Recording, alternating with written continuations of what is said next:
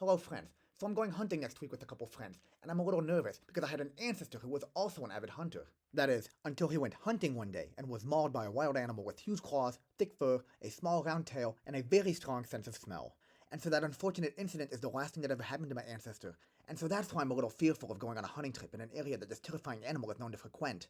Now, you probably saw from the picture what animal I'm referring to, but I'm a little afraid to say its name. You see, I've been told that doing so is bad luck and might cause it to appear while I'm up in the mountains, or at least, historically, that's what people believed. So maybe it's more prudent to call it by one of its primary physical characteristics, that is, its brownness. After all, that's what hunters did back in the days of early Germanic cultures. Most scholars believe that they called this creature the brown one, in an effort to avoid calling it by its real name, which, in these superstitious cultures, was considered taboo, and could cause bad luck on the hunt.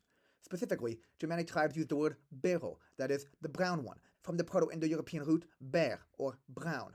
Now, other early cultures, for example, ancient Greeks and ancient Celts, didn't have the same taboo when it came to this particular predator, so they used their own word, arctos and artos, respectively, which was later adopted by their respective descendants, as we can see, for example, in the modern Greek arcúda and the Welsh arth, among others. But, due to this taboo, Germanic cultures didn't develop their own word for this animal based on the Proto-Indo-European root, as other contemporary languages did, but instead, they used this brown euphemism, which, over time, in modern descendants of Proto-Germanic, such as English and German, became a word in its own right to denote this large, brown, wild animal. And it wasn't just ancient Germanic cultures who feared this animal. Slavic cultures, for example, had their own taboo-related euphemism based on another one of its characteristics, mainly the fact that this wild animal eats honey. So in many modern Slavic languages, the word literally derives from honey eater.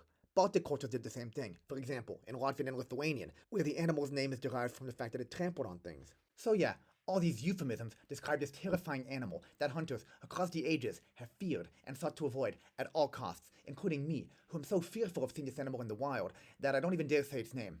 You know what? It's fine. I'll overcome my fears. This animal, in English, I guess I'll go ahead and say it, it's called a bear. There, I said it. And you know what?